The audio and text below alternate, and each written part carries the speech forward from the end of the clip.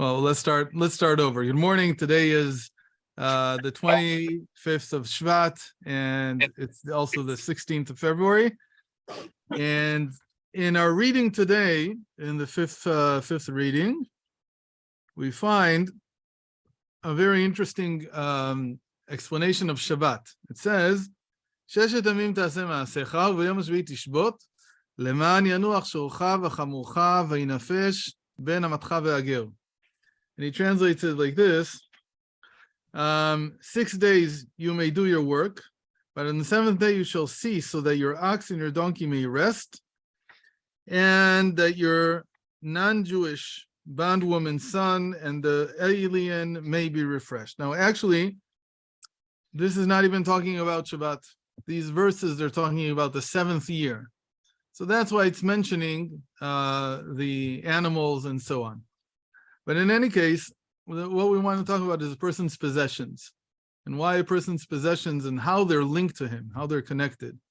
So we know that there was a famous sage, his name was Rabbi Pinchas ben Yair, and he had a donkey, and the donkey was once stolen. And the robbers that had taken him, or the thieves that had taken him, they had to return him, because after a few days, the donkey wouldn't eat anything. And they thought it would die, so what's the point in having a dead donkey? So they brought him back.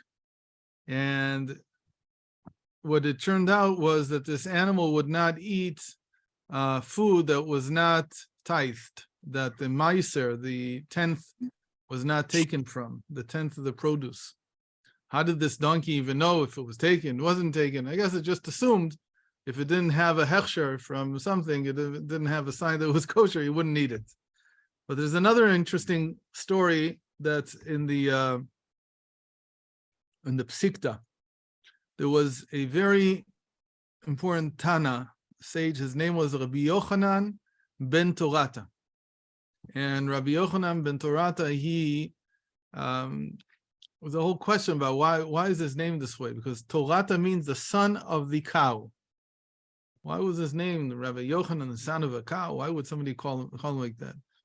So the Arizal says, well, it's not just the Arizal. This is brought in the Psikta. He says that there was once this Jew who had a cow. He was a very, very observant Jew, and his cow, of course, didn't work on Shabbat. And at some point, he had to sell the cow. He sold the cow to a non-Jew, and the non-Jew wants to take the cow out for work on Shabbat.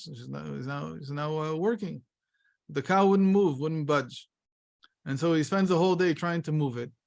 The day ends, and suddenly the cow's willing to go. Yeah. Or there was an ox and a cow. Usually it says it was a cow. Next week, same thing happens. Shabbat comes, the animal doesn't want to move. So you realize there's something wrong with this animal. It's got some kind of, he said it has a demon in it. It has a dibuk.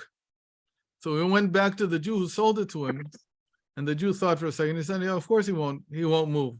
So the Jew came to his farm, and he whispered into the cow's ear, "Listen, when you were by me, then you had to stop working on Shabbat. But here you're no longer by a Jew. You have to work." So the cow immediately started working. So the non-Jewish farmer, who was convinced now there was some kind of dibuk and the Jew had done some kind of witchcraft to get him out. So he said, "What did you do?" He says, "No, it's not witchcraft at all. The cow didn't work because it was Shabbat. And I told him now that it's not Shabbat." This non-Jew, he thought for a few minutes, and he thought about it again and again and again. And he came to the conclusion that if a cow can keep Shabbat, it doesn't understand anything, then all the more so, why is it that I, a human being who has free will, can't keep Shabbat? I have to, and he decided to convert, and he became a Jew, and he was this Rabbi Yochanan ben Torata. He was this great sage who was one of Rabbi Akiva's best friends. There's very, very interesting stories about them, who's called Rabbi Yochanan, the son of the cow. Now, the point is that we may think this is all very miraculous, but the truth is that a person has a very special connection with his possessions. And the Arizal says that this is our connection, our possessions are our connection into the world of action. Meaning that everything that we have is the way to look at it is as if all these possessions that I have, they are my entry points into the world of action. Now, I have to tell you something very personal that I think is a miracle. I used to have a school. I had 2 schools. And at some point, after I had the schools, I had to give them up. And it's never nice.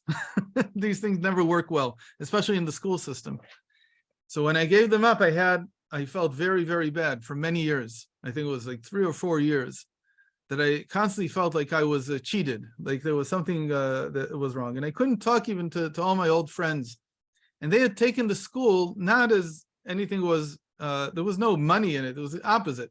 I couldn't take care of it anymore because it was draining so much of our finances that I just had to give it to someone else. So they took on themselves a burden, but the way I felt was that I had given up something that was mine, and it was like this anger inside, this very, very bitterness and I couldn't speak to them anymore. After 4 years, I think it was, I suddenly saw this statement in the Baal Shem Tov on the Torah, and he says there that if you have a possession and you lose it, then it was very dear to you. You should pray that whoever found it should have good fortune with it.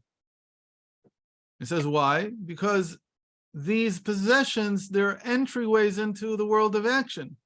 But sometimes you don't need that anymore. You've finished with it. And even if it's something that you hold very dear, it's over, it's finished. And so pray that the person who found it, whoever took it, will now have a lot of good fortune with it. And so I said, if the Baal Shem Tov says so, maybe I should try it. So that day, I began to pray that the people who took over the school would have success with it. And I have to tell you, for 4 years, I had bitterness in my heart. I couldn't get it out. There was no way I could get it out. And I hated it. I didn't like it. I thought, and I acted in a very unkind way to all of them, all the people that really, in the end, helped by saving the school. I didn't act properly. It bothered me tremendously. I prayed one day, I prayed the second day. I have to tell you, the third day, I began to feel that it was like a rock that was being broken up, like into pieces. A week later, I was already fine. It was gone. And Baruch Hashem, I made up with all my old friends, and it was such a tremendous relief, because when you have that bitterness, you want to get rid of it. You don't want to keep it in you. You don't want to have to hold it onto it. So it's a very simple thing, that the moment that the possession is no longer by you, it has a different life. It's an entryway into the world of action, and it belongs now to someone else, and they should have success with it. And that's a little bit like these 2 stories that, especially the second one, Rabbi Yochanan ben Torata, that when he told the cow, that's it, you're finished, you're not with me anymore, the possession changes its what it is, and it now acts in the interest of the other person. So thank you very much for listening. Thank you, Rabbi. Thank you. Zakum Aluf. Sorry for being late. And we'll see each other tomorrow.